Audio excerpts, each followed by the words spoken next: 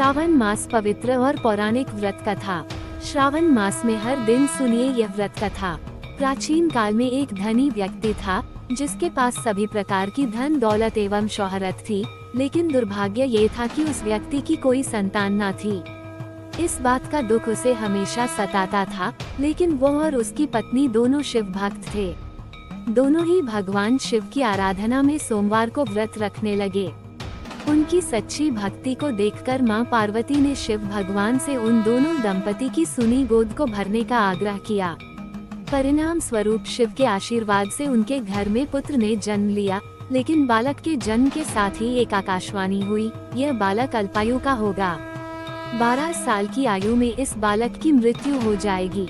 इस भविष्य कथन के साथ उस व्यक्ति को पुत्र प्राप्ति की अधिक खुशी न थी। उसने अपने बालक का नाम अमर रखा। जैसे जैसे अमर थोड़ा बड़ा हुआ, उस धनी व्यक्ति ने उसको शिक्षा के लिए काशी भेजना उचित समझा। उसने अपने साले को अमर के साथ काशी भेजने का निश्चय किया। अमर अपने मामा जी के साथ काशी की ओर चल दिए। रास्ते में उन्होंने जहाँ जहाँ विश्राम किया वहाँ वहाँ उन्होंने ब्राह्मणों को दान दक्षिणा दी। चलते चलते वे एक नगर में पहुँच गए, जहाँ पर एक राजकुमारी के विवाह का समारोह हो रहा था। उस राजकुमारी का दूल्हा एक आंख से काना था। ये बात दूल्हे के परिवार वालों ने राज परिवार से छिपा कर रखी थी। उन्हें इस बात का डर था कि यह बात अगर राजा को पता चल गई तो यह शादी नहीं होगी। इसलिए दूल्हे के घर वालों ने अमर से झूठ मूठ का दूल्हा बनने का आग्रह किया और वो उनके आग्रह को मना न कर सका।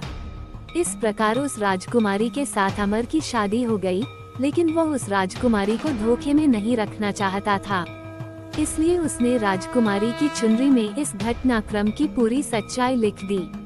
राजकुमारी ने जब अमर के उस संदेश को पढ़ा, तब उसने अमर को ही अपना पति माना और काशी से वापस लौटने तक उसका इंतजार करने को कहा। अमर और उसके मामा वहां से काशी की ओर चल दिए।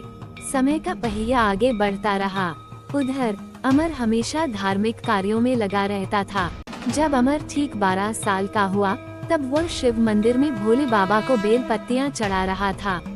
उसी समय वहां यमराज उसके प्राण लेने पधार गए, लेकिन इससे पहले भगवान शिव ने अमर की भक्ति से प्रसन्न होकर उसे दीर्घायु का वरदान दे दिया था। परिणाम स्वरूप यमराज को खाली हाथ लौटना पड़ा। बाद में अमर काशी से शिक्षा प्राप्त करके अपनी पत्नी राजकुमारी के साथ घर लौटा।